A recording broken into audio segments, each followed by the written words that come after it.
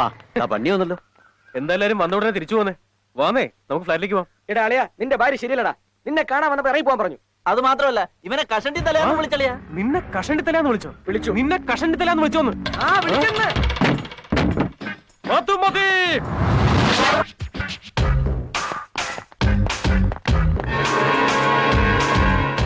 എന്റെ ഫ്രണ്ട്സിനോട് എന്താ പറഞ്ഞേ? പുറത്തു പോവാൻ പറഞ്ഞു. എന്തിനാ അങ്ങനെ പറഞ്ഞേ? നമ്മൾ രണ്ടുപേരും ചേർന്നുണ്ടാക്കിയ എഗ്രിമെന്റ് അങ്ങനെ ആയതുകൊണ്ട് ഞാൻ പറഞ്ഞു. അത് പറയാൻ നീ ആരാ? എന്ത് അധികാരത്തിന്റെ പേരിലാ നീ ഇങ്ങനെ പറഞ്ഞു? അവരെന്റെ ഫ്രണ്ട്സാ. അവരെ പറഞ്ഞു വേണ്ട ഞാനാ. എന്താ നീ എന്നോട് പറയാഞ്ഞേ? പുറത്ത് പോടാ. മധു പറഞ്ഞ ഒരു തവണ പറഞ്ഞ മനസ്സിലാവില്ല. വിട്ട് പോടാ. ചെല്ലേ. മധു, താഴെ വെച്ച് പറഞ്ഞിട്ട് അവർക്ക് മനസ്സിലായില്ല. അല്ലെങ്കിൽ മര്യാദക്ക് പറഞ്ഞവർക്ക് മനസ്സിലാവില്ല. അതുകൊണ്ടല്ലേ ഞാൻ മോളി വിളിച്ചിട്ട് ഇത്രയും ഡോസ് കൊടുത്തത്. അവന്മാർക്ക് നാണവും മാനവും മര്യാദയൊന്നും അറിയില്ലാന്നേ. വായി നോക്കികള്. അതിന് താനും തന്നെ കരയുന്നു.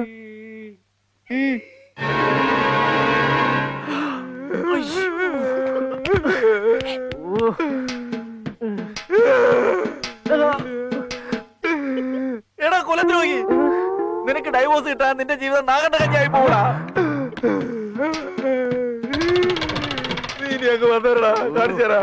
മരമാക്രി ഇവിടെ നിൽക്കുന്നത് ഞാൻ കണ്ടില്ല. ഞാൻ കണ്ടു. എന്നിട്ടാണോ പറയാഞ്ഞേ? തന്റെ സ്വഭാവം എനിക്കല്ലേ അറിയൂ. അവര് കൂടെ അറിയട്ടെ എന്ന് കരുതി. നല്ല ക്ഷീണം കാണും. ഇന്ന തിന്നോ. നീ പാചകം പഠിച്ച് വേസ്റ്റ് ആക്കിയത് കൊടിച്ചപ്പെട്ടി പോലും തിന്നില്ല. അതുകൊണ്ടല്ലേ നിനക്ക് തന്നെ തന്നത്. 4 ചിക്കൻ പീസ്. എന്താടാ ഇത്? എന്ത് പറ്റി സാർ? അങ്ങോട്ട് നോക്ക്. നിന്റെ ഭാര്യ എന്തിനാണ് വിളിച്ച് ഇവിടെ കൊണ്ടുവന്നിരുത്തിരിക്കുന്നത്? എന്നാ പിസ്സ ഡെലിവറിക്ക് കൂടെ കൊണ്ടുപോകും. അത് ഞാൻ നോക്കിക്കോളാം. എന്തിനാ ഇങ്ങോട്ട് വന്നേ? വീട്ടിൽ വെച്ചുള്ള ഉപദ്രവൊന്നും പോരെ? Hello stop it. ആ DCP വരാൻ പറഞ്ഞോണ്ടാ ഞാൻ വന്നത്. എന്തിനാണ് എപ്പോഴും DCP എന്ന് പറയുന്നത്? DCP സാറിനെ വിളിക്കേണ്ടത്. അദ്ദേഹം ഉള്ളതുകൊണ്ടല്ലേ നമ്മുടെ ലൈഫിനെ ഹാപ്പി ആയിട്ട് പോകുന്നത്. സാറിന് 100 ആയി സാർ. വാ സാർ, ഇരിക്കെ. സാറിന്റെ കാര്യം ഞങ്ങൾ തന്നെ പറഞ്ഞോണ്ടിരുന്നത്. സാറിന് കഴിക്കാൻ പിസ്സ എടുക്കട്ടെ? പിസ്സ? നിങ്ങളോട് ഒരു ഇമ്പോർട്ടന്റ് മാറ്റർ പറയാൻ വേണ്ടി ഞാൻ വന്നത്. നിന്റെ ഡാഡിക്ക് എന്നോടുള്ള സ്നേഹം കൊണ്ട് ഡൽഹിക്ക് ട്രാൻസ്ഫർ ചെയ്യിച്ചു. സാർ, എന്തിനാ സാർ ഞങ്ങളെല്ലാം വിട്ട് ഇത്ര പെട്ടെന്ന് ഇവിടുന്ന് പോകുന്നത്? Don't worry man, don't worry. ഞാൻ വേഗം ഇങ്ങ് തിരിച്ചു വരില്ലേ? ഞാൻ വരുന്നത് വരെ നിങ്ങൾ കെയർഫുൾ ആയിരിക്കണം. Very careful. എനി ടൈം എന്തെങ്കിലും പ്രോബ്ലംസ് ഉണ്ടെങ്കിൽ എനി ടൈം എനിക്ക് ഫോൺ ചെയ്യണം. Any time. താൻ തിരിച്ചു വരുമ്പോഴേക്ക് എന്റെ 16 അടിയന്തരം വരെ കഴിഞ്ഞിട്ടുണ്ടാവുള്ളൂ. Okay my beautiful roses. Yes.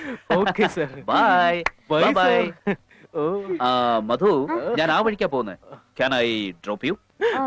Sir ബുദ്ധിമുട്ടുണ്ട, ഞാൻ അവളെ ഡ്രോപ്പ് ചെയ്തോളാം sir. Oh that romance. Good good. Okay sir, bye. എന്താ ഇതിന്റെ പേരിൽ നിനക്കെന്നെ ബൈക്കിൽ കൊണ്ടുപോകുന്നാണോ വിചാരം? നിന്റെ മോഹം അങ്ങ് മനസ്സിരിക്കട്ടെ മോളെ. ഓസിന് അങ്ങനെ AC കാറിൽ കയറി പോകാന്ന് കരുതിയല്ലേ? കാശ് കൊടുത്ത് ബസ്സിൽ കയറി പോടി മോളെ. മധു, ഫീൽ ചെയ്തോ? അകത്ത് ചീഞ്ഞ പിസ്സ ഇരിപ്പുണ്ട്, എടുത്തോണ്ട് പോടി. ലേഡീസ്,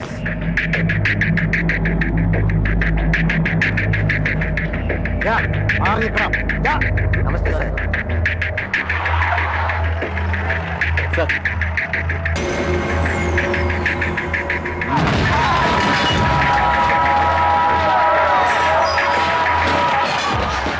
എന്താ സാർ നിങ്ങൾ എന്തായി കാണിക്കുന്നത്? ഞങ്ങൾ ആരാന്ന് നിങ്ങൾക്ക് അറിയോ? ഞങ്ങൾ സൂര്യനാരായണന്റെ ആൾക്കാരാ. ഓ അങ്ങനെയാണ്. ഇത് നിന്റെയൊക്കെ തന്ത സമ്പാദിച്ച സ്ഥലമാണെന്ന്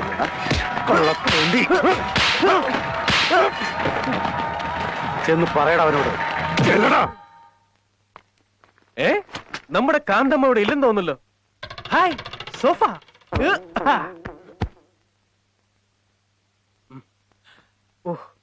ടൈം എത്രയായി? 10:15. കാന്തമ്മ ഇതുവരെ കണ്ടില്ലല്ലോ. എവിടെ പോയി കിടക്കുന്നു? ഞാൻ വരുന്നത് വരെ നിങ്ങൾ കെയർഫുൾ ആയിരിക്കണം. Very careful.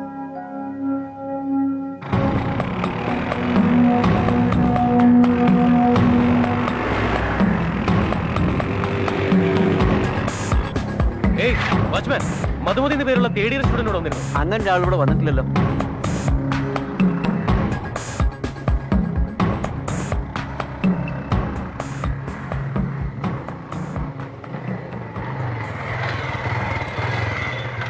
ഇത്ര ലേറ്റ് ആയിട്ട് അവളെ കാണാനില്ലല്ലോ.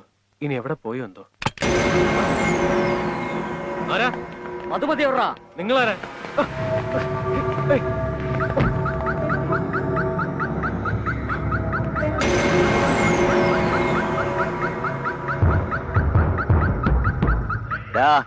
മര്യാദയ്ക്ക് മധുമതി എവിടെ ഉണ്ടെന്ന് പറയുന്ന നിനക്ക് നല്ലത്.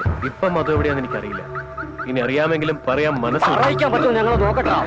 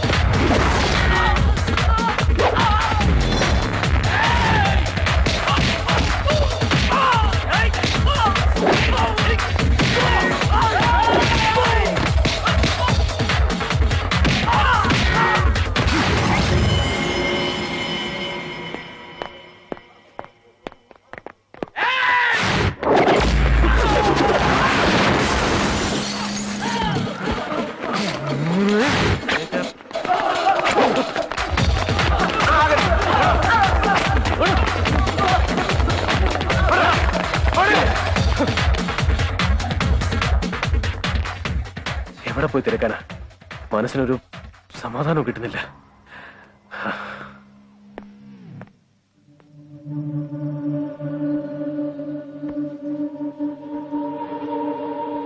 നീ എവിടെ പോയിരുന്നു? അത് നീ അറിയേണ്ട കാര്യമില്ല. അറിയണം. ഇത് വീടോ ലോഡ്ജോ? നിന്റെ ഇഷ്ടം പോലെ ഇറങ്ങി നടക്കാൻ ഞാൻ എത്ര ടെൻഷൻ അടിച്ചെന്ന് നിനക്കറിയോ? നിനക്ക് എന്തെങ്കിലും സംഭവിച്ച ആർക്കാന്റെ റെസ്പോൺസിബിലിറ്റി? നിന്റെ വീട്ടിലായിരുന്നു ഇങ്ങനെ ചെയ്യുമായിരുന്നു? പറയടി, നിന്റെ വീട്ടിലായിരുന്നു ഇങ്ങനെ ചെയ്യുമായിരുന്നു? പോരാഞ്ഞിട്ട് നിന്റെ അച്ഛൻ എന്നെ കൊല്ലാൻ വേണ്ടി റൗഡികളെ പറഞ്ഞു വിട്ടിരിക്കുന്നു. വേണ്ട, ഞാൻ ഈ തലവേദനത്തോട് തീർക്കാൻ പോവാ. ഇപ്പഴേ നിന്റെ അച്ഛനടുത്ത് നിന്ന് എനിക്ക് നിങ്ങളുടെ മോളുമായി യാതൊരു ബന്ധുവില്ലെന്ന് ഞാൻ പറയാൻ പോവാ. അപ്പോഴേ നീ പഠിക്കും. പോകരുത്. പ്രിയയുടെ ചേട്ടന്റെ കയ്യില് എന്റെ ഫീസിന് വേണ്ടി സ്വർണം വിൽക്കാൻ കൊടുത്തിട്ടുണ്ടായിരുന്നു. അവരെ വെയിറ്റ് ചെയ്തതുകൊണ്ട് ഞാൻ ലേറ്റ് ആയത്. സോറി. ഇനി ഒരിക്കലും ഇങ്ങനൊന്നും ഉണ്ടാവാതെ ഞാൻ ശ്രദ്ധിച്ചോളാം. ഇനി ഞാൻ എങ്ങോട്ടാണെങ്കിലും പറഞ്ഞിട്ടേ പോവുള്ളൂ. പ്ലീസ്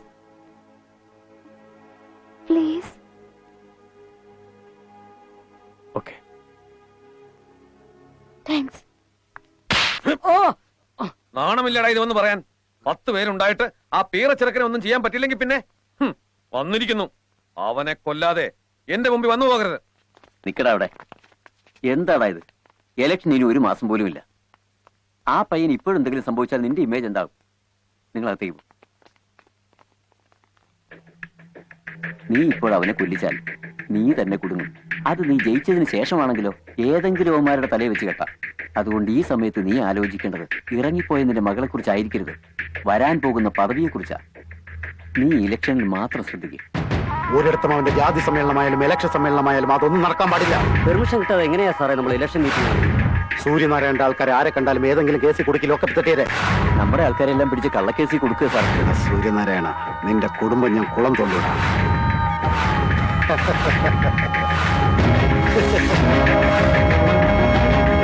എങ്ങനെയാണ് അവൻ തിരിച്ചിവിടെ തന്നെ വന്നത്? അവൻ കേന്ദ്രമന്ത്രിയുടെ റെക്കമെൻഡേഷനാണ് സാറേ വീണ്ടും വന്നത്. അവന്റെ ഈ പോക്ക് കണ്ടിട്ട് രണ്ടും കൽപ്പിച്ച് ഇറങ്ങിയിരിക്കുകയാണെന്നാ തോന്നുന്നത്. മഹാലക്ഷ്മിയായ നമ്മുടെ മോൾ ഇറങ്ങി പോയതോടെ ഇപ്പൊ എന്തിയായിട്ട് ഒന്നും ശരിയാവത്തില്ല അല്ലേ സാറേ? ആരാടാ മഹാലക്ഷ്മി? എനിക്ക് മാനക്കേട് ഉണ്ടാക്കിയിട്ട് ഇറങ്ങിപ്പോയ മൂതേവി അവള്. ഇനി മേലിൽ ഇവിടെ ആരും ആ പേര് മിണ്ടിപ്പോകരുത്.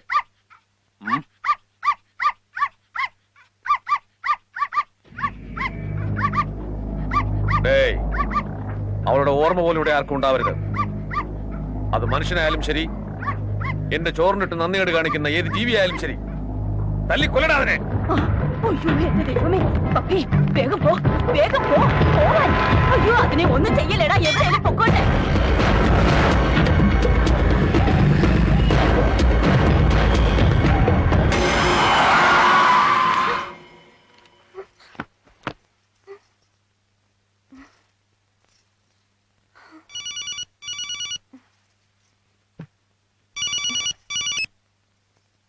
മോളെ മധു, അച്ഛമ്മേ, നിന്നോടുള്ള ദേഷ്യം കാരണം നിന്റെ അച്ഛൻ നമ്മുടെ പപ്പിയെയും കൊല്ലാൻ നോക്കിയടി മോളെ.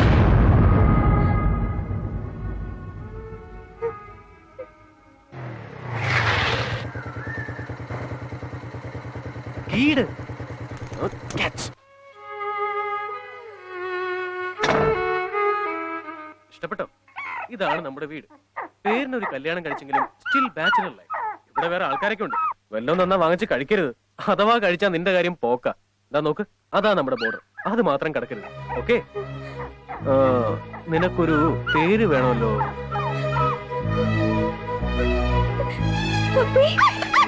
അപ്പുറത്തേക്ക് പോകരുത്.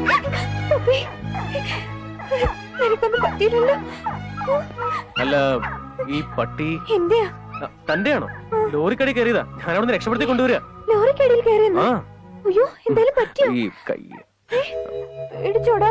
ഓ, നമ്മുടെ കൈ മുറിഞ്ഞിട്ട് ഒരു മൈൻഡും ഇല്ല. വർഗ സ്നേഹം കണ്ടില്ലേ?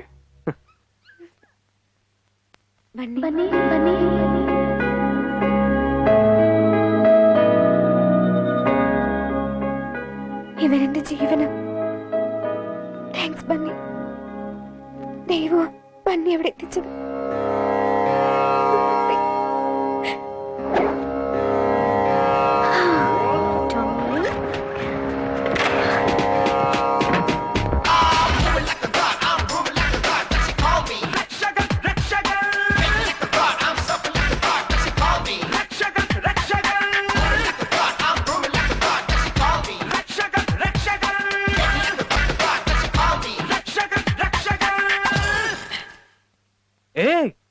താനെന്താ ഇവിടെ നിൽക്കുന്നേ? അതൊക്കെ ഞാൻ പിന്നെ പറയാം. ആ അലങ്കാർ പ്ലാസയിലേക്ക് 20 പിസയുടെ ഓർഡർ ഉണ്ടായിരുന്നു. നീ അത് ഇതുവരെ ഡെലിവറി ചെയ്തില്ലേ? ഇതൊക്കെ താൻ ചോദിക്കുന്നെന്തിനാ? ഞാനല്ലാതെ പിന്നെ നിന്റെ തന്ത ചോദിക്കോ? എന്താടാ വരം കൊടുക്കുന്ന സായിബാബയെ പോലെ എന്ന് കാണിച്ചോണ്ടിരിക്കുന്നത്? എന്താടാ പിന്നെ പറഞ്ഞു വിടണോ? Sorry sir. എന്തു പറ്റിയടാ? എന്ത് പറ്റിയടാ ബണ്ണി? ഇന്നലെ കാന്തമ്മ എന്നെ ബണ്ണീന്ന് വിളിച്ചു. ഭർത്താവിനെ പേര് വിളിച്ചതോ? നല്ല അടി കൊടുക്കാനുള്ളവരെ ഹാപ്പി ആയിട്ട് വന്ന് നിൽക്കുന്നോടാ. മിണ്ടരുടാ, നീ പറ ബണ്ണി. ഇത്ര നാൾ ഒരിടത്ത് താമസിച്ചിട്ടും കാന്തം എന്നെ മനുഷ്യനായിട്ട് പോലും കണ്ടിരുന്നില്ല. എന്നാൽ ഇന്നലെ എന്നെ നോക്കി സ്നേഹത്തോടെ താങ്ക്സ് ബണ്ണി എന്ന് പറഞ്ഞപ്പോ എന്റെ ഉള്ളിൽ ഉറങ്ങിക്കിടന്നിരുന്ന പ്രേമം എല്ലാം കൂടി അങ്ങോട്ട്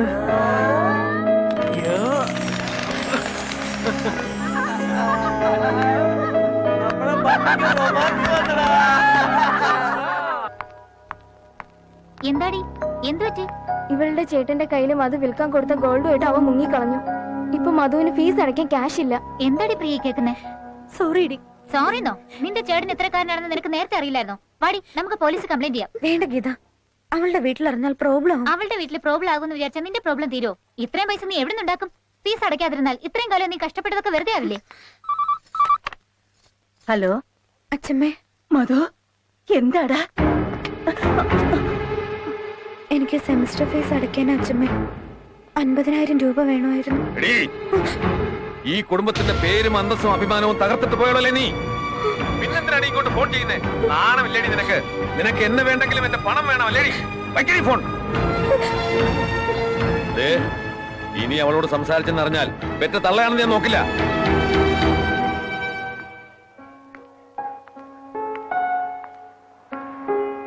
വാ മധു, വാ വാ. മറ്റുള്ളവരെ പോലൊന്നല്ല എന്റെ ഡാഡി. ഡെഫിനറ്റ് ആയി ഹെൽപ്പ് ചെയ്യും. നീ വിഷമിക്കണ്ട, ഇരിക്കെ. നിനക്ക് എന്താടി പ്രാന്തുണ്ടോ? അതല്ല ഡാഡി, നിന്നെ പഠിപ്പിക്കാൻ തന്നെ ഞാൻ ഇവിടെ കിടന്ന് പാടുപെടുക. Please daddy. എന്താടി രൂപ 1000-ഓ 2000-ഓ മറ്റോ ആണോ?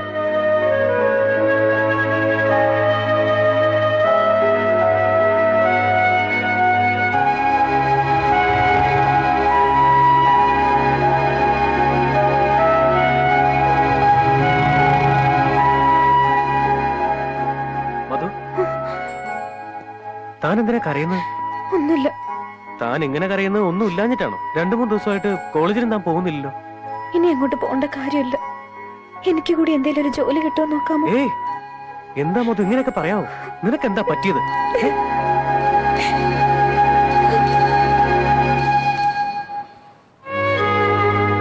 അതിന്റെ പേരില് പഠിത്തം നിർത്താമെന്നോ? പഠിക്കാൻ വേണ്ടിയല്ലേ മധു ഏതൊരു പെണ്ണും ചെയ്യാത്ത പോലും നീ ചെയ്തത്? ഫീസ് എത്ര അടയ്ക്കേണ്ടത്? ബണ്ണി പറയും മധു. മൊത്തം 2 ലക്ഷം അടയ്ക്കേണ്ടത്. 2 ലക്ഷം? ഈ സെമസ്റ്ററിൽ 3-ാം തീയതിക്ക് മുൻപ് 50,000 അടയ്ക്കേണ്ടത്. അടച്ചില്ലെങ്കിൽ എക്സാം എഴുതാൻ പറ്റില്ല. ഓക്കെ, മധു കോളേജിൽ പോ, ഞാൻ നോക്കട്ടെ. അല്ല ബണ്ണി, പറയും.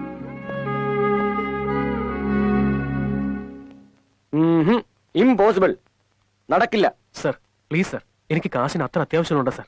എന്താണോ അന്നൊരു ചാൻസ് തന്നിട്ട് എല്ലാവരുടെ മുന്നിൽ വെച്ച് എന്നെ ഇൻസൾട്ട് ചെയ്തില്ലേ? ഓടോ. Sorry sir.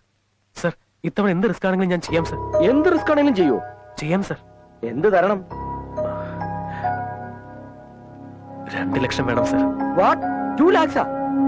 അതെ സർ, അത്ര അത്യാവശ്യം. ഇപ്പൊ എനിക്ക് അർജന്റായിട്ട് 50,000 രൂപ കിട്ടിയേ പറ്റൂ sir. Please sir. Hello, 2 lakhs എന്ന് പറഞ്ഞാൽ അത്ര ഈസി ഒന്നും അല്ല. നല്ലോണം കഷ്ടപ്പെടണം. എപ്പോ വിളിച്ചാലും വരണം. എന്ത് റിസ്ക് ആയാലും ചെയ്യണം. എന്താ ചെയ്യാമോ? ചെയ്യാം സർ. എഗ്രിമെന്റിൽ ഒപ്പിടേണ്ടി വരും. അതും ചെയ്യാം സർ.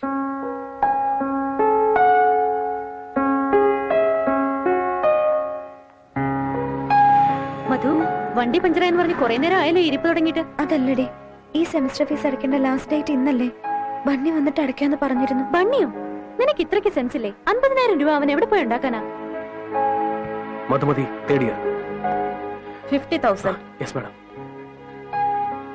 ഫീസ് അടയ്ക്കാൻ എന്താ ഇത്ര ലേറ്റ് ആയത്? Sorry madam. മധുമതിയുടെ ഫീസ് നിങ്ങൾ എന്തിനാ അടയ്ക്കുന്നത്? Who are you man? ഹസ്ബൻഡാ. റിയലി? യാ. So sweet. ഡി ബണ്ണി ദേ.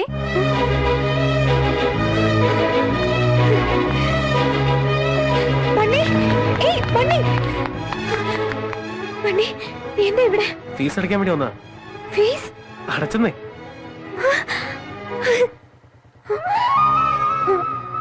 ഇത്രയും പണം? താൻ അതൊന്നും ചോദിക്കരുത്.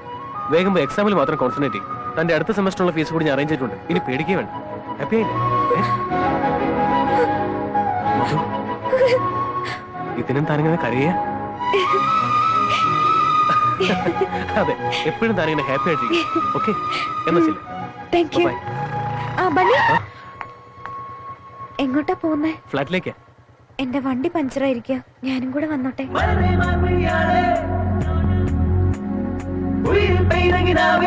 പുലരും പുഞ്ചിരി അഴകേ, നീ എന്നോടെന്നും ഇഷ്ടം